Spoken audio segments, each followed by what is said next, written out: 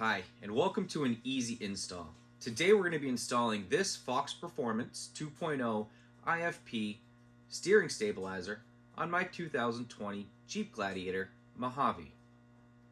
Now, whether you're in the middle of your Jeep build and you have just thrown on a lift kit and bigger tires, or you're replacing out worn out parts, with Fox's legendary durability, quality, and performance, it's sure to outlast the competition. With this install being so simple, you can pretty much do it at any time, in any place, with some basic hand tools.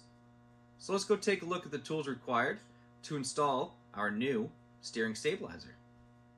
Alright, the tools required for this install are pretty simple. We're going to need a torque wrench to torque our bolts to factory spec. We will need a socket, a wrench in an 18 and a 19, and we will need an 18 and a 19 millimeter socket for the install. Alright, some recommended but not required tools are an impact gun, a pair of mechanics gloves or rubber gloves, some blue Loctite, and some anti-seize. Before we do anything under a vehicle, I always like to make sure that our vehicle is in park, and in my case, the vehicle is in gear, and the emergency brake is up. We're good to go. All right, the first step is to locate our steering stabilizer under our vehicle. That's pretty easy to do. It is on the passenger side, and it's right below the front shock. We have two bolts to remove. We have one right here, and we have one right here.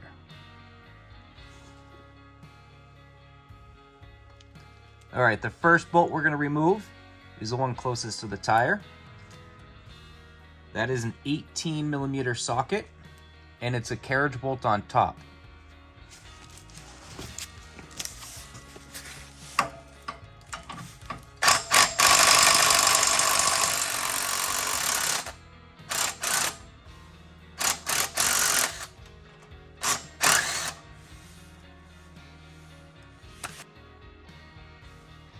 The second bolt is this 18 millimeter socket here, and is held in with a catch nut on the back.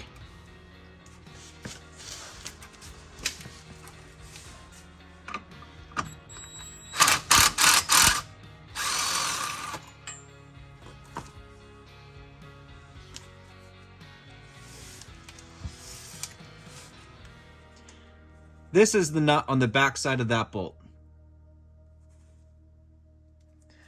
Next step, remove the bolts and slide out your stock steering stabilizer.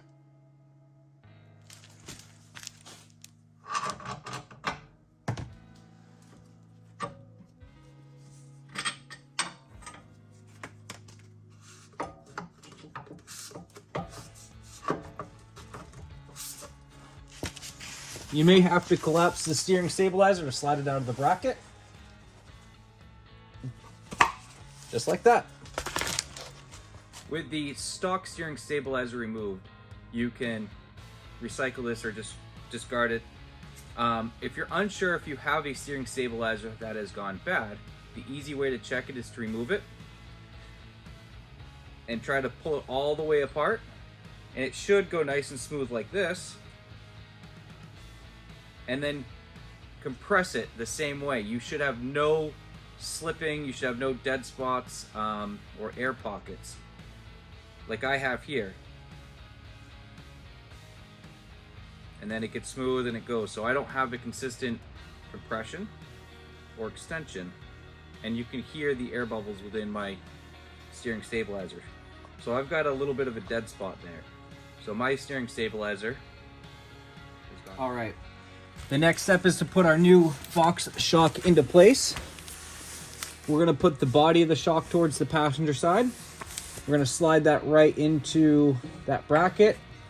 The piston side's going to come up and over, and eventually it will compress itself out into the bracket, but you can help itself along just like that.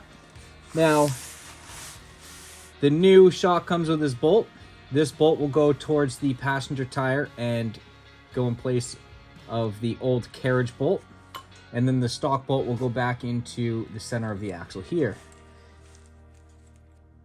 At this point, if you'd like to add some anti-seize to that smooth shaft, you may do that. This will just help any corrosion from potentially happening. Does not take much, just a little bit around. And we'll slide that in place.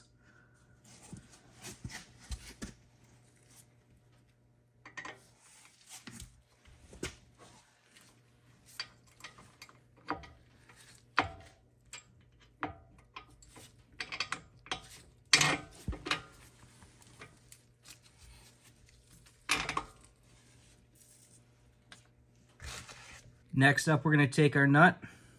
I'm going to dab a little bit of blue Loctite in the threads. It's not required,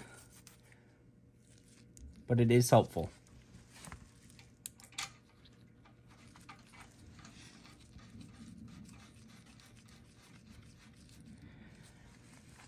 That can go in finger tight.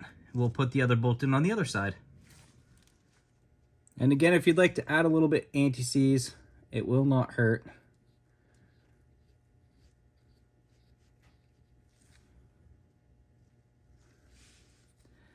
Take your catch washer on the backside, slide your bolt through, and you can start feeding it. You may have to compress your shock here a little bit to get the holes to line up.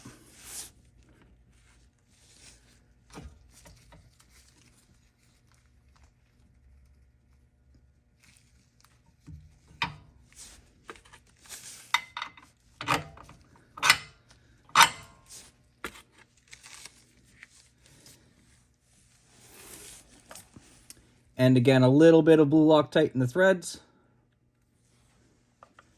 will not hurt.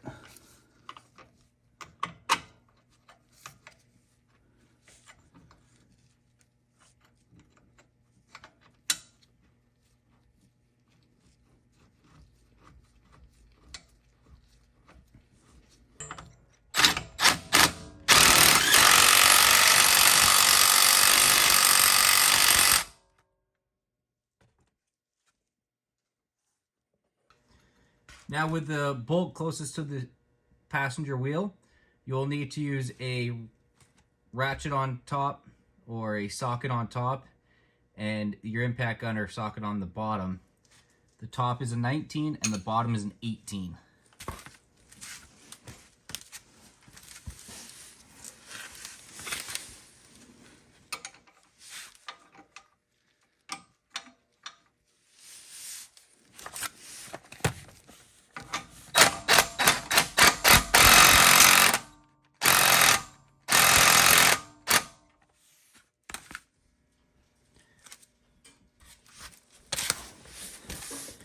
Now that the bolts are all in place, we can torque them down. We'll be torquing these down to 46 foot-pounds.